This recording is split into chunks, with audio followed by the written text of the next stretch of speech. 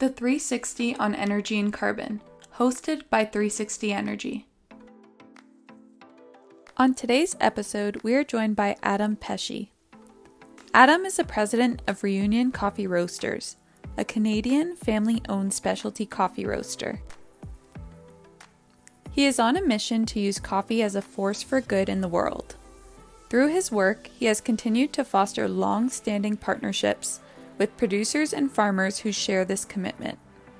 With over a decade of experience in the specialty coffee industry, Adam is responsible for leading the company's sustainability programs and initiatives. He currently sits on the board of Grounds for Health, a nonprofit organization, and the Coffee Association of Canada. Reunion has a bullfrog-powered roasting facility in Oakville, Ontario, and a flagship cafe in Toronto. Learn more at www.reunioncoffeeroasters.com. Now let's get into the episode with Adam. Welcome back, Dave and John. Hope you have your coffees ready today. Certainly do. It's really good to be here and to talk about coffee. Yes, one of our favorite Kickstarters of the day. It really is. Today we're joined by Adam Pesce, the president of Reunion Coffee. Hi, everybody. Welcome, Adam. Thank you very much for having me. Okay, can I start? I mean, Dave said, coffee's for the jump start of the day. I think it's what gets us through the day as well. But can you tell us, I'm in the UK, so I'm not familiar with your operation, and I don't know how many of our listeners are.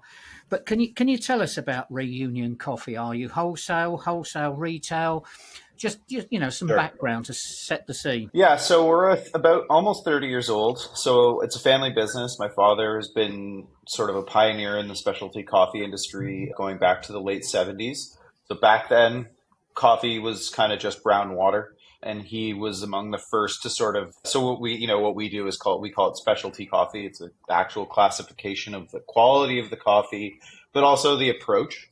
So it's going from brown water to talking about the origins, where coffee's coming from.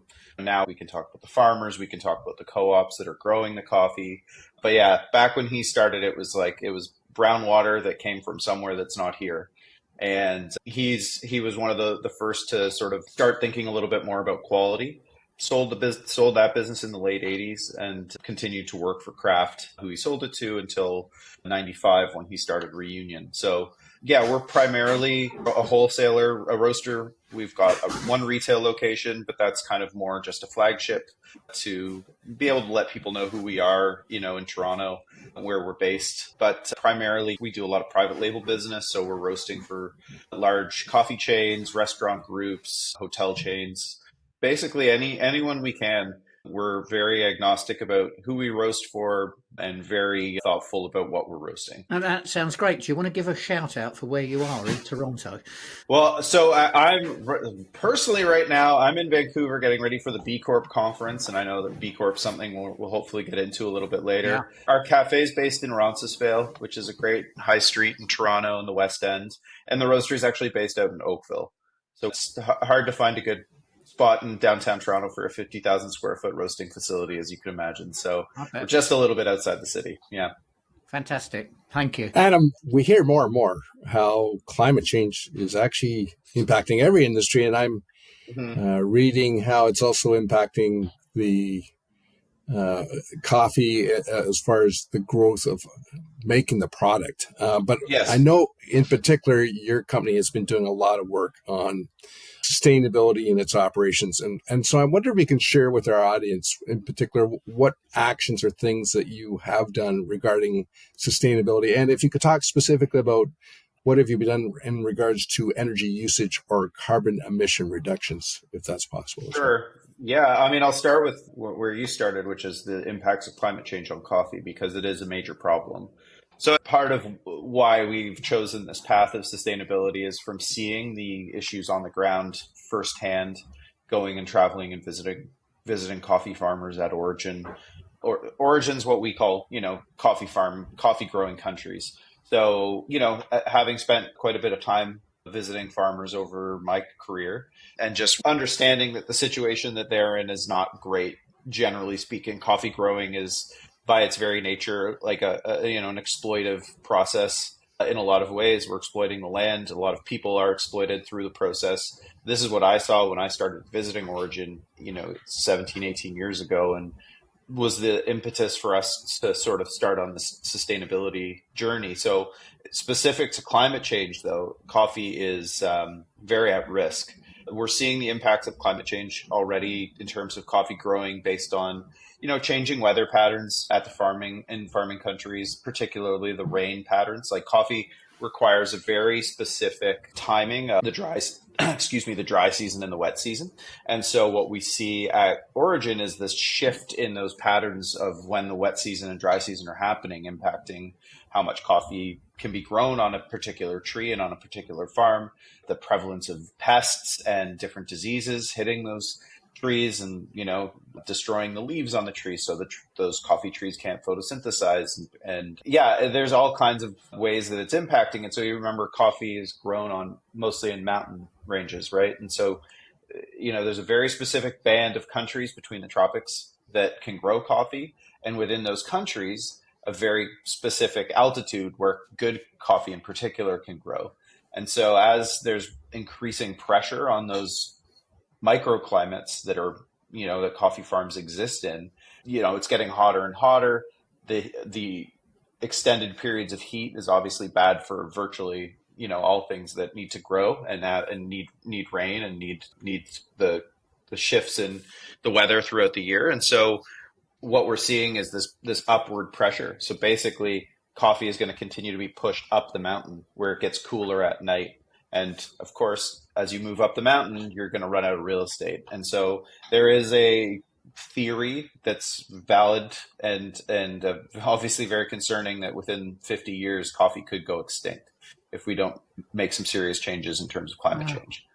So this is sort of, I would say that the extinction threat has become obviously it's always a concern, but I would say that study came out probably 7-8 years ago and kind of has continued to spur the coffee industry to be a very progressive one in terms of climate change mitigation tactics and sustainability overall.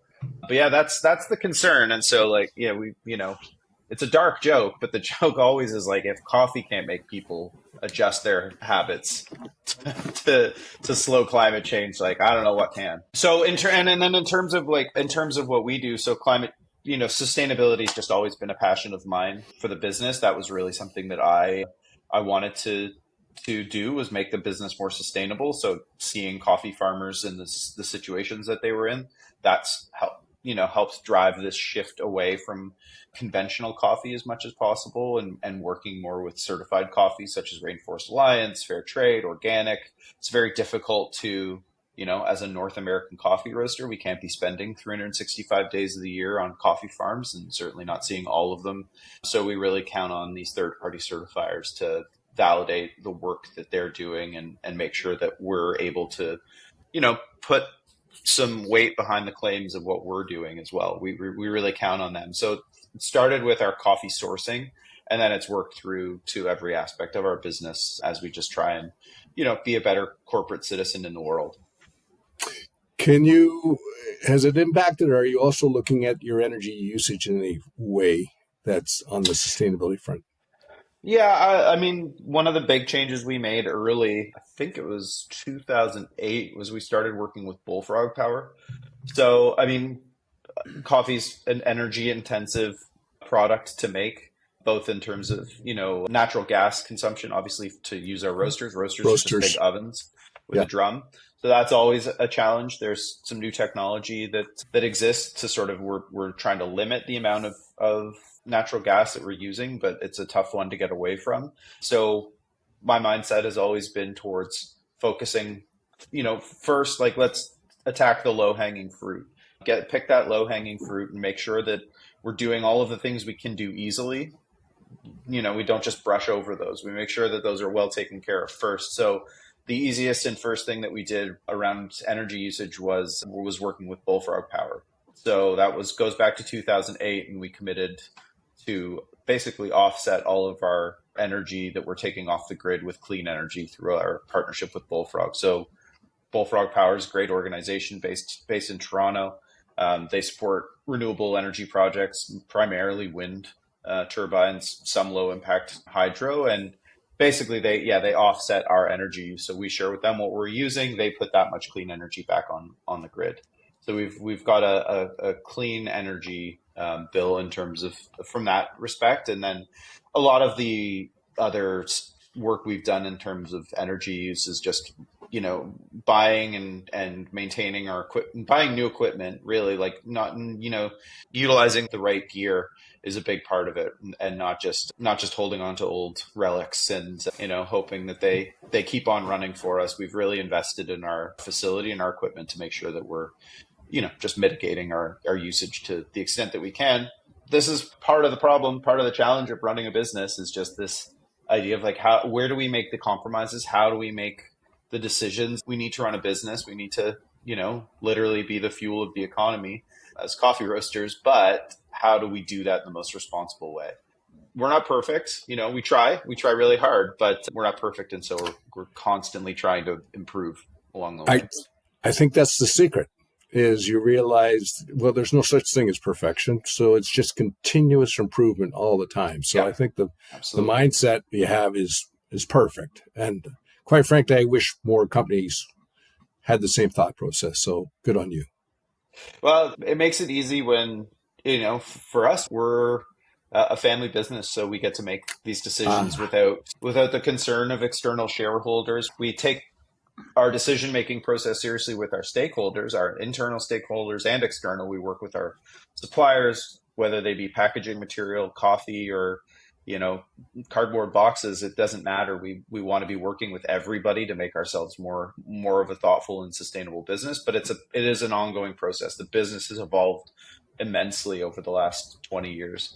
And, it's constantly something that's in the back of my head is, okay, great. We did that. Now what's next? It drives me crazy because it's like this,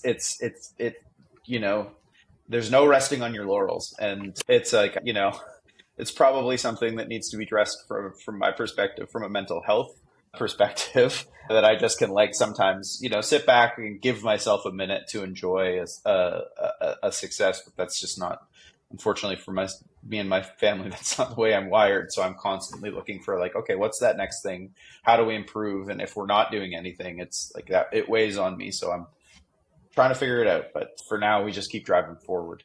Well, certainly the driver has to be that you've already said that, the coffee industry could be extinct in 50 years. So everyone's got to do a part, and you're in the business. So why wouldn't you be that proactive? So it's really good. I agree.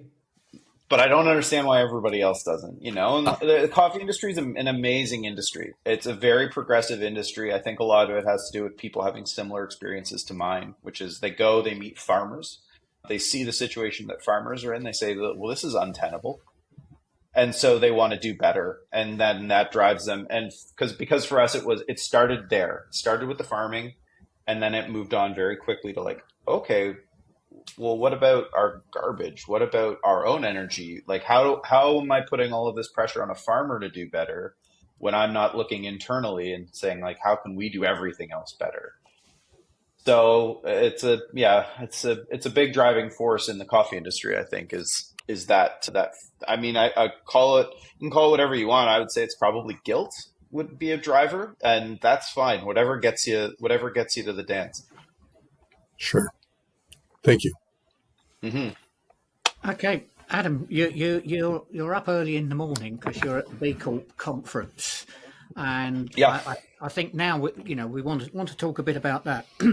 I'm not sure that all our listeners will understand what being B Corp certified is, but should we put it in a simple format? It's really an external verification of actions you're taking in social, environmental, and other aspects. Is that okay for a working? Correct. Okay. Yeah, I mean, I like to think of it. It's like a third-party certifier, which is language that we use in coffee all the time, as for to validate the sustainability of the business. So to me, it's to a business what Fair Trade or Rainforest Alliance certification is to a coffee farmer. Yeah.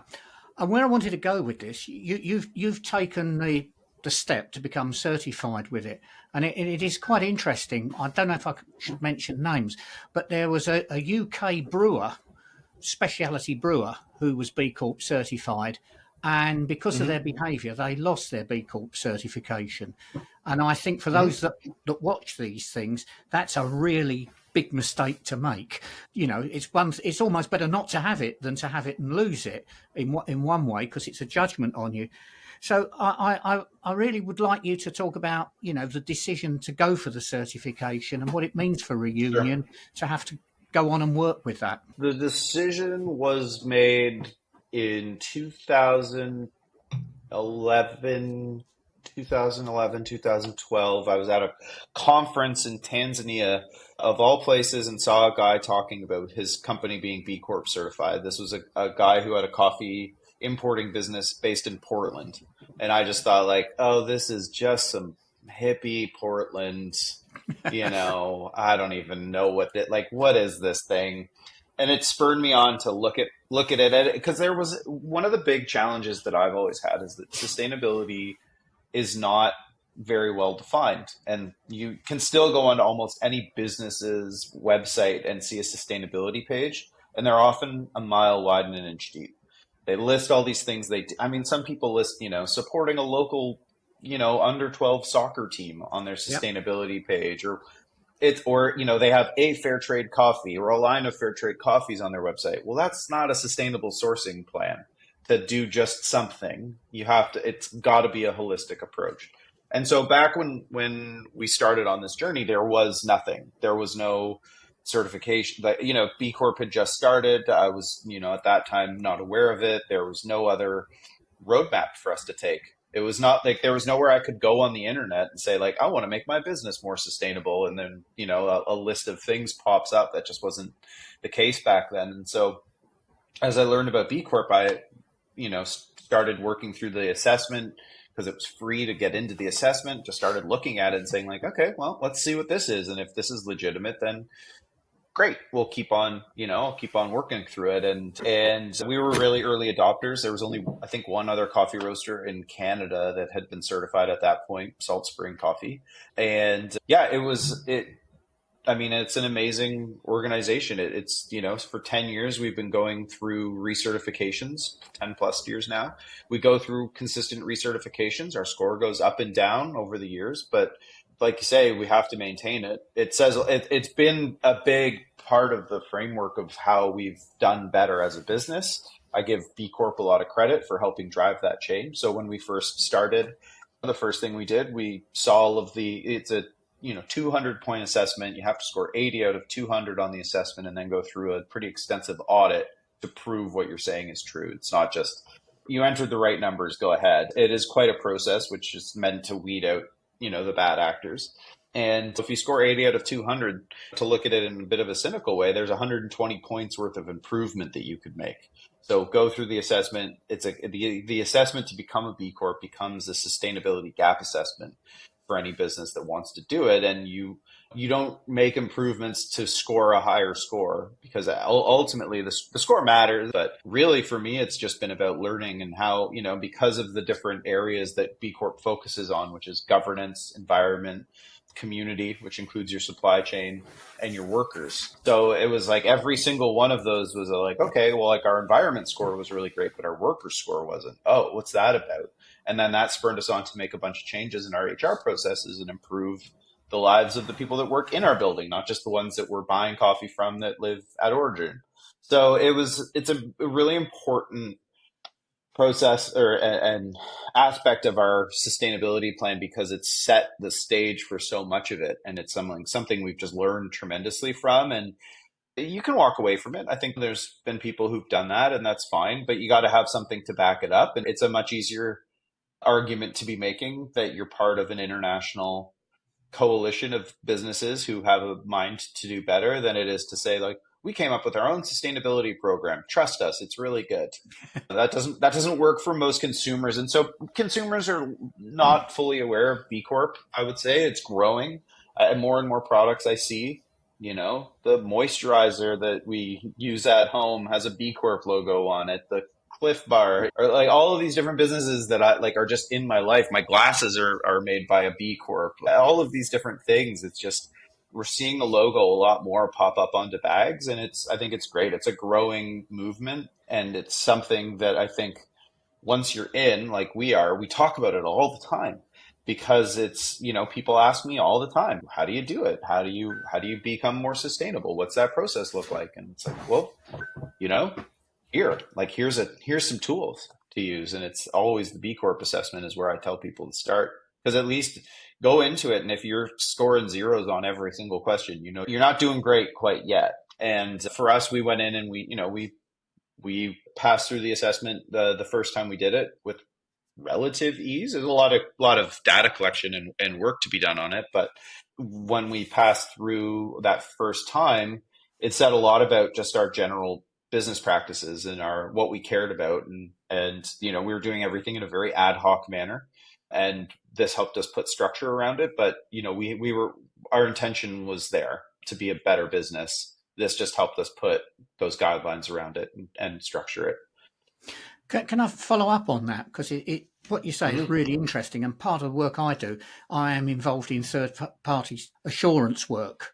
And I know that a lot of people go, yeah, but there's all this admin with something like this. Is it really worth it? And I think what you're saying is, if you do it as part of your business, that's not a massive overload. It's a tool that's helping you manage your business better.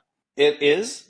It's really hard to do it as part of your business. Like, it is really hard. I'm not, there's no matter how you do it, it's a lot of data. It's not all, because the sustainability movement's still relatively young, I would say. 22, 23 years, really, we've been talking about it in the world. Maybe that's even probably being generous. So I think a lot of this is not still intuitive. And pardon if I'm making judgments on your age or your generation, but to boomers in particular, who are still in large part the people that are running businesses these days, especially, it's not intuitive. So I was lucky. So my father, he's retired now, but when we started on all of this, he was certainly, he was running the business. He gave me a lot of leash to go out and figure this stuff out, because he saw that I was very passionate about it. And the way that we approached it, or that he approached it with me, was something that we learned over the years, was like, you have to be able to make a financial case for what you're doing. And so that's what I always did. And, somewhat cynically, in a lot of cases, the financial case for some of these decisions was the marketing opportunity, right? Yeah. It meant a lot to me. And so I knew that it was going to mean something to a lot of other people, maybe not as much. But it was early days when we started marketing towards sustainability, putting Bullfrog Power on all of our packaging, talking about the coffees, putting the Rainforest or Fairtrade logos on all of our coffees. Like, they're important things that say a lot about who we are as a business. There's an old marketing concept called baked in. And it was a book about how just like you want to give people, your consumer, this impression of who you are from, just looking at your package on the shelf. And that has to do with like the colors that you use and the words that you use and everything about your design. And, we started implementing that kind of thing with our sustainability as early as possible, because we could. So it wasn't cynical in purpose, but it was taking advantage of the fact that, okay, we're early here. We're going to bring on some consumers are going to really appreciate it, but I really think this is where it's going. So we should we need to push in this direction now. So we're going to be able to have these conversations, like, to future me 20 years later, being able to say, like, we were in this early. We've always cared about this. We didn't just jump onto some bandwagon. This is a way of doing business for us. But yeah, I think going back to your original question, John, it's not intuitive. It's not easy. You build these things and try and record as much as you can throughout the years between your verification processes as best you can, but there's always more data to collect. And the whole point of it is, if you can't improve what you're not measuring.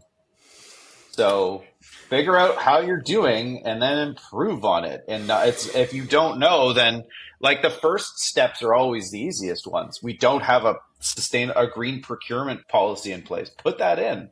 We're not buying any certified coffees. Okay, let's start buying some. Well, then how do you measure the next one? You have to keep track of everything, and it is cumbersome.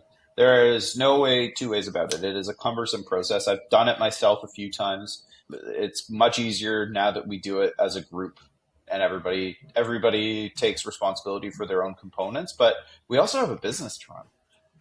We're not a nonprofit. This is not our only thing. We're running a business, and we employ 85 people, and they all count on us to continue to grow the business so they can feed their families. So it's hard to maintain that as a priority.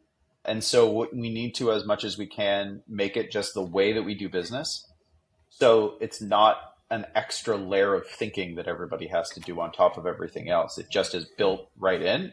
It's another area where we need to do a lot more work there. And yeah, it's part of that challenge. It's like, okay, we need to do a lot more work there. How do we do the work? Well, we need to dedicate somebody to it. Okay, well, if we need to dedicate somebody to it, then we better be making enough money to pay for that person. And so that's the challenge. Instead of taking little bits of everybody's time, dedicate a person to it so they can be pulling the information from everybody in bits throughout the year. So it's not just this huge dump every 2 or 3 years.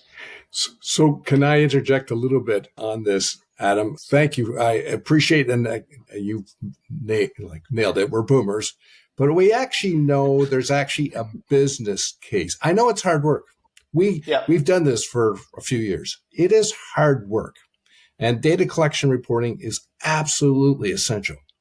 But actually, I don't know if you've done this or your group has done this, but effectively, when you start making these decisions, you might find, if you haven't already, that actually not only are they good marketing decisions, they're actually cost-saving decisions in the long run. And I don't think many people actually appreciate that. I think they think sustainability is strictly a cost issue and not a revenue opportunity or cost saving opportunity. So I wanted to mention that because I'd be interested in your point. Mm-hmm. The second thing I want to really stress on, because we've, again, done it a couple of years, I would encourage, as you already said, to keep this in as an environmental thing and don't rely on one person to do the job. It is not sustainable having one person being responsible for the job. Yeah. That's our experience. A lot of people, and so we work with big corporations, they'll have 1 or 2 people, and then you know what happens? It becomes their job to do sustainability and nobody else's. And that's where it fails. So little words from some experience that we've had. So to your first point about the costs, so there are some sustainability initiatives that are just going to be pure cost. Period. There's no two ways about it. It costs more to do the right thing sometimes. When you need to be able to leverage, like Bullfrog Power is a great example. Nothing changes about, we don't run a big wire that connects us to the wind turbines so that if and in Ontario, we actually do have a relatively clean grid. We're we do. Less in that way. Yes, but it's mostly hydro and nuclear, and we're adding the wind power. So there is no actual benefit to doing that. There's no cost savings. It's a pure cost center, but it's the right thing to do, and then we market it. And so that's how we can help justify the cost. Not that we need to, but I like to always make sure that I've got those justifications in my back pocket, which probably just comes from years of people saying, like, you're crazy, kid. What are you doing? And why do you want to do this? You're just, this is going to be ruinous to the business. And it's like, just trust me. And, it took a long time to bring people over. I think it's a combination. Yeah, there are certainly cost savings that you can find in going to a more sustainable business model. There's costs associated with a lot of it. A lot of it's neutral. And what we did, I think, more importantly, is the way that we operate as a business. Like, sustainability is a deeply entrenched aspect of our business now, right beside quality and customer service. Like, build that third pillar. Perfect. Cool. It's right there. It's not going anywhere. It's our reputation. It's how people know us. But I think if we look at how much we charge our customers, they are getting tremendous value from, like, their sustainability decision is just buy your coffee from us. And they can have their own programs, sure, but if coffee is your major component of your business, just like we have great coffee suppliers that we buy our green coffee through, our importers, they're fantastic and they've got lots of great sustainability initiatives that we can like move through our supply chain. The benefits all filter down to the cafe or the chain of cafes or restaurants. But it's not incrementally more expensive to buy coffee from us than it would be to buy from someone who is not doing things the right way. We've made choices in terms of profitability, in terms of our pricing strategy, in terms of the way that we're looking at everything from a financial perspective. It's a well thought out process. We're not going into it with questions. We know the answers for the most part. We know what makes it work, but we want to take the need to pay more. I think it all started that way. Fair trade and organic coffees were tremendously more expensive than conventional coffees going back years and years ago. And now that margin has shrunk. It's still more expensive, as it should be. You're literally paying for something, particularly with fair trade. You are paying a premium that goes back to the farmers, and you're making that choice. You're voting with your wallet. But I think it was an early days thing in the sustainability movement and in fair trade in particular, where it was like people were charging way more because they thought they could get away with it. And that's just, that's just not doesn't seem to be the case anymore. That's interesting. Yeah, don't mind about the boomer comment. No. You'll find Dave and John are not your typical boomers. They were the hippies in 2010 that were rallying for this. So I make those comments all the time. Unfortunately, it's not about the individuals in these ways. It's about the whole generation. Yep. And so you've got to take the brunt of your generation's tactical errors, I would say, to put it nicely. And every generation my kid's going to look back at me going like, what were you thinking? How could you think that was a good idea? The same way I do it with my parents. And, in time memoriam, that's what we're going to continue to do. So I'm not placing blame. I'm just saying, the generations change. Now it's, if you try and do something, if you're not a sustainable business through and through, you're going to catch hell from the Zoomers too. So like, it's gotta evolve through the generations. Yeah. I would like to say this, Adam. I actually think in many ways you're right. And that our group, maybe older as well, they didn't get or don't get it. And by the way, we're facing that every day because we're trying to encourage them to change. So you're not wrong, by the way. You are not wrong on that. That's the clip right there. Clip that. You're not wrong. I'm taking that. That's going to be my new ringer on my phone. Morning. Yeah. Okay. I want to take you on. It's something you've touched on. But, if we're looking in sustainability in a whole product line, it's one thing controlling what you do in your direct operation, but you've got, you're dependent on farmers, suppliers and people like that. And you did touch on using external sort of verification, but I'd like, could you tell us a bit about how you ensure that, there is a sustainability thread right the way back to the soil? Because you're making the claims that you're sustainable, and there's always, as you said, having B Corp and things like that is sort of saying, yeah, we are not just saying it, we're doing it. So how does that work going right the way back to, the mountain slope? So that's why we work with the certifiers like Rainforest and Fairtrade and organic certifiers. Organic's not quite under, the same level of umbrella. There are many different organic certifiers at Origin, and our product is certified all the way through. It's the fair trade and the Rainforest, I would say, is the easiest way for us to validate the claims that we're making with respect to the coffee, because we can't be there. It's not our business to be on the farm all the time. I used to travel a lot to Origin. We've had other members of our team do it a lot. We actually haven't started that back up. We will be doing that this year. Since the pandemic, it kind of obviously put a big damper on that kind of travel. And since then, to be totally honest, we've just been focused on recovering because the pandemic was very tough on our business. So we're at a point now where we're going to start to get back down to Origin, and before and since throughout the last 20 years and beyond, we've been relying on our suppliers who we trust and verify and our certifiers. So, both Fair Trade and Rainforest Alliance are quite holistic in the way that they set up their standards for farmers to adhere to. Fair Trade is known, obviously, as a means to get more money to farmers because of the minimum price and the premiums that roasters pay to have the logo on the bag. Working exclusively in coffee with co-ops, so it's also specifically supporting small farmers. We look at their standards and we can see that the work that they're doing, and having been able to see the work with my own eyes and understanding what that is, and that they're not junk certifications that, rubber stamp these things. They're validated and verified. There's certifiers going to the farms regularly and making sure that the work's being done.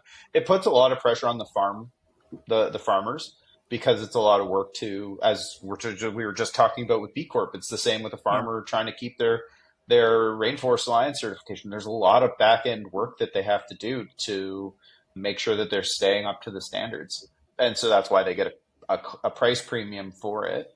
It also helps them find a market, right?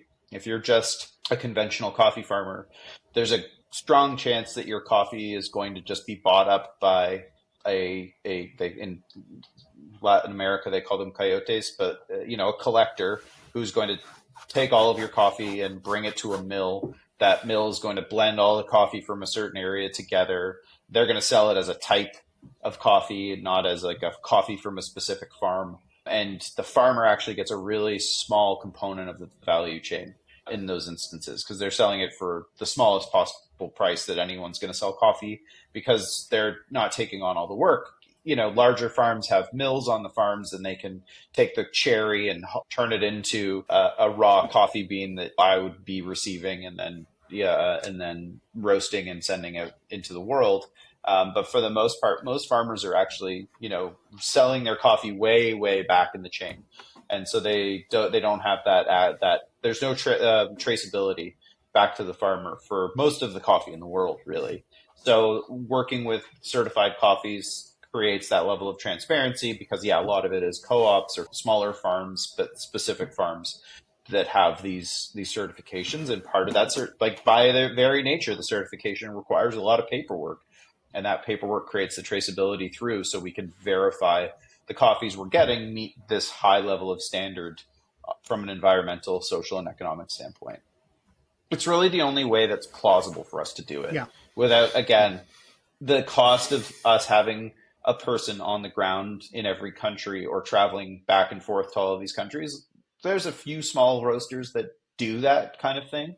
Most roasters, will travel to origin a couple times a year and go visit some farms. Some people put a lot, obviously, your big players in the world have people on the ground that they can pay, your Starbucks. But for those of us smaller, more humble roasters, we can't afford that. So we need to rely on the third parties verifying the work that we are hoping that they're doing. Thank you. Trust. It's a lot of trust, John. Yeah. Well, trust and verify. Yeah. I mean, it's you verify. It's the same way. Like, I don't expect everybody to just roll over and accept that we're sustainable. It's like we get challenged on it all the time. How are you doing this? How are you doing that? We get audited all the time. We get an annual audit from Fair Trade. We do an annual food safety audit through our SQF program. Like we're verified all the time. So it's just part of doing business these days. Unfortunately, bad actors have put us all in a position where we need to prove things a lot more than we maybe should have needed to, but it's just where we are. Well, Adam, thank you for a great episode on sustainability and specialty coffee production. To end this off, what is the biggest takeaway for our listeners? I've really enjoyed this episode. We talk about the baby boomers. I don't know what my grandfather would be, but he actually had a patent for a coffee roaster. So I've been interested in this area for a long time. But I'm going to stick with this baby boomer comment, because here's the thing.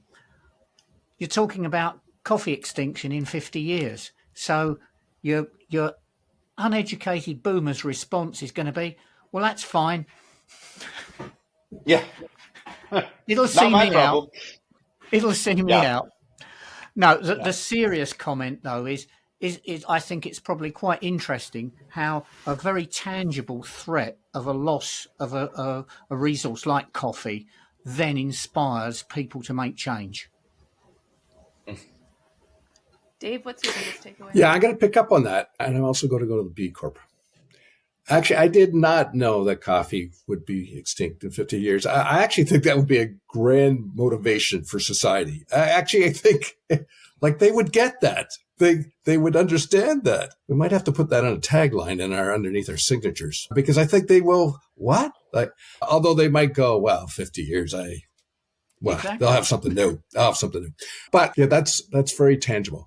Adam, I have to compliment you, the dedication and the commitment that you, your family have done in this work and a B Corporation. I come from a family business myself. We were in food processing. I know the commitment just to do the work, to manufacture product, let alone become a B Corporation, is a commitment itself. So I want to congratulate you. And I hope our listeners are inspired and they understand that this is just the way it has to go if we want to preserve the world and the earth the way for future generations. I have kids. John has kids. Lysandra may have children someday. Like, it'd just be selfish for us to, just to think of ourselves. So I really appreciate and I applaud you in the work that you are doing on this. So congratulations. Thank you very much. Yeah, the commitment is the big takeaway for me, is talking about that and it becoming a commitment, not just for me, but for the whole business. And again, I'm lucky to be a part of an industry that cares and is thoughtful and is trying to do better. I get a lot of inspiration and ideas from, fellow coffee roasters and also members of the B Corp community, because nobody has all of the answers. No business is perfect. We're all just trying our best here because the roadmap isn't exactly clear, I would say. And yeah, I've got an 11-month-old daughter at home. So, I'm a second generation coffee roaster. I always say I'd love for her to be a third. And I'd love for that to be a way that, future generations can earn a living, is through this coffee industry that I love so much. So that's where my commitment comes from. It's not just my daughter. It's making sure that future generations can enjoy this as much as I have. All right. Well, thank you, Adam, Dave, and John, for a great episode. Thank you. Yeah, thanks so much, everyone. Yes, yeah. I am. Yeah, me too. That's all for today's episode of the 360 on Energy and Carbon podcast. Thanks for listening. Make sure to check us out on our website at 360energy.net and follow us on LinkedIn at 360energy Inc. Tune in to our podcast on Apple Music, Spotify, Anchor, or other listening platforms by searching the 360 on Energy and Carbon. You can watch the video recording and subscribe on YouTube at 360 Energy Inc. Email us your feedback at podcast@360energy.net or comment on our LinkedIn posts. See you next week.